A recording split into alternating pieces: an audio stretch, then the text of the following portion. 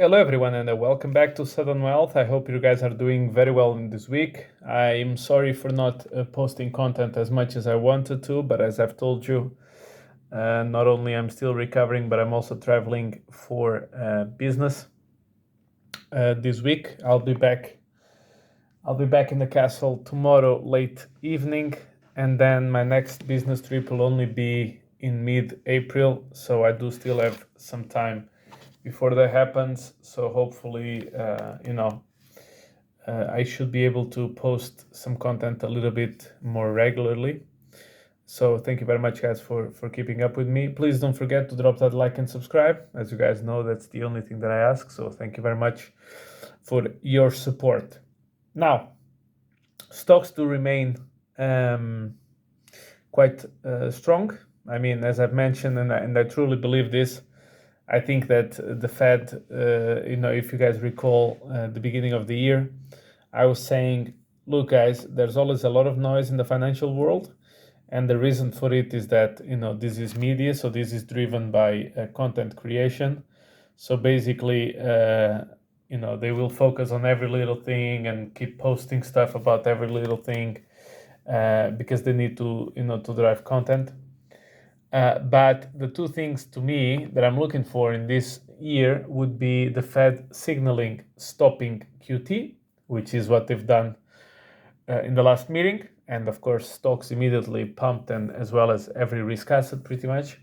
And number two, I would like to start seeing some productivity gains on the labor side, mostly driven by AI, because I think AI has the potential, of course, to have double-digit productivity growth into the future, and that matters more than pretty much anything else, together with what the Fed is going to do in terms of money printing.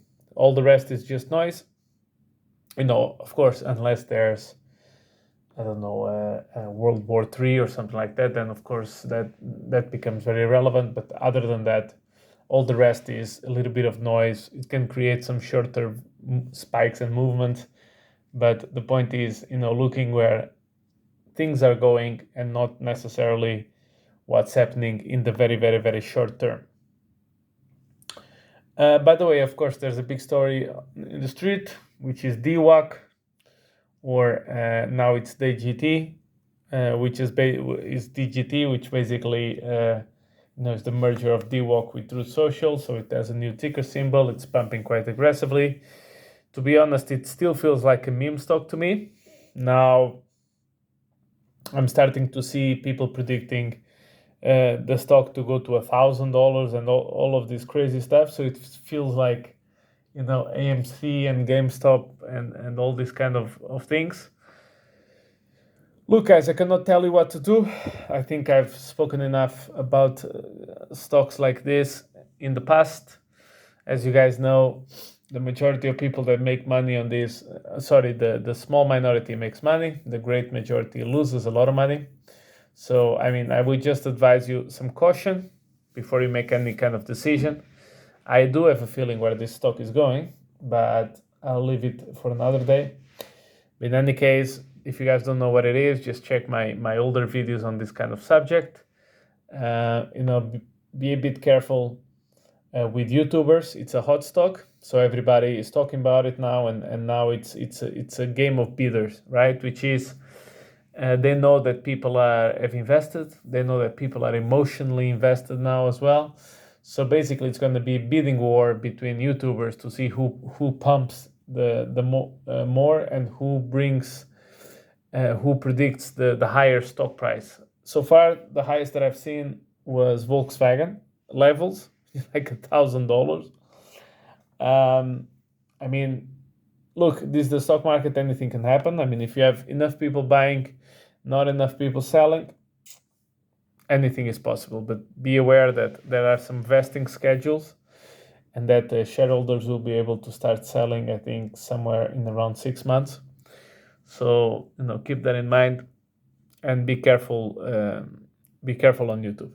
Now, on the crypto side, so Bitcoin is above 70,000, at least at the time of this recording. Once again, I do think that and we are about 24-25 days from the halving. I do think it's becoming more likely that we're going to play out one of the scenarios that I've mentioned, I think a couple of weeks ago, which is I do see Bitcoin going into 80K before the halving. So over the next 24 days, Bitcoin goes to 80, 80, 80, 80K, 81, 82.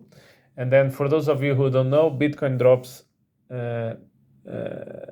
about 38% after every halving. That drop usually lasts 1 to 2 months, and that is the last basically entry point before the real bull market. If that scenario happens, so in 2012 we dropped 38%, 2016 39%, 2020 38%.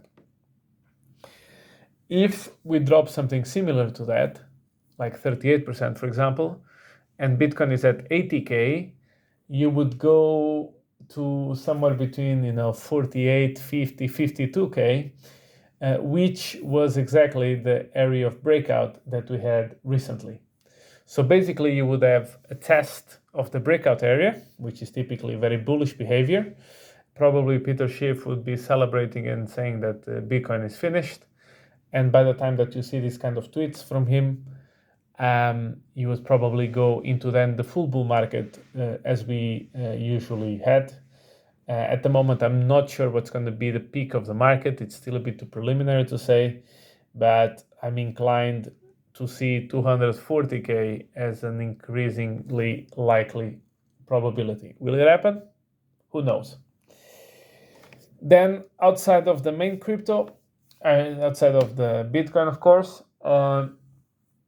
you have Pulse Launch, which has launched again, and it has announced its first project, which is going to be an AI gaming. So Pulse Launch is a launch pad on the Pulse chain, and it's now bringing gaming and AI, which is basically what I've been saying that has been missing in the ecosystem, is now starting its first project to bring it in into the ecosystem, which is obviously very very appealing.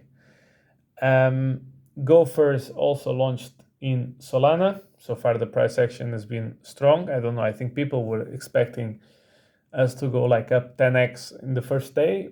I don't know exactly why they expected that, but in any case, price action is looking good. So those are the liquid NFTs on Solana that they've already launched on Pulse chain on Ethereum. So far so good. And my best lottery ticket so far, PIKAMOON, is still 10x above phase 1 pre-sale, which is when I got it.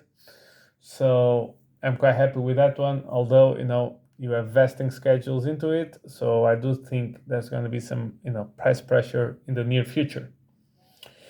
Now, I think probably the first altcoin bubble will come. I do still think we're going to probably have 2 altcoin bubbles. The first one I think is going to be between April and June.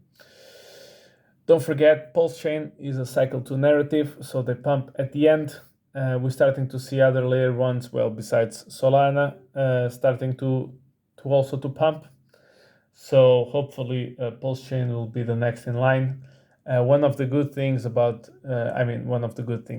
are the other layer ones, there are some big vesting schedules coming up soon, which means a lot of tokens will be unlocked and released, which means some big selling pressure that you don't see in Pulse chain. So hopefully that would help a little bit tilting things in our favor. As I've mentioned, I do believe that a centralized exchange would make it, a listing would make it much easier for normal people to access it. And Pulse Launch, I think, will play a big role in bringing some of it, or it has the potential to play a big role in bringing some of these narratives into the ecosystem. All in all, timelines are still good. We are still, progressing as expected. As you guys know, also on Pulse chain and PulseX, I bought heavily during the depression phase, when PulseX was about 80% lower, and when PulseX was 80% lower, and when Pulse chain had an extra 0, and it was around 5 and 6 levels. So, more than about 100% away from where we are. So, or 50% drop from here. So in that sense, I am not so concerned as many other people are.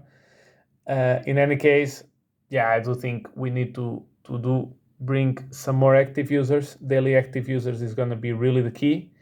Although we are still on the timeline, this is a metric that I would like to start see improving.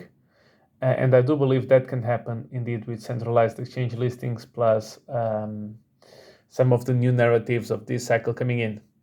In any case, guys, this is the update. Sorry for a bit of a shorter video. I'm also a bit tired. It's been a lot of meetings, a lot of traveling, plus recovering from surgery at the same time. But in any case, guys, thank you very much for bearing with me. I apologize for the, how to say, suboptimal setup, but thank you for staying with me. And I'll catch you in the next one, guys. See you.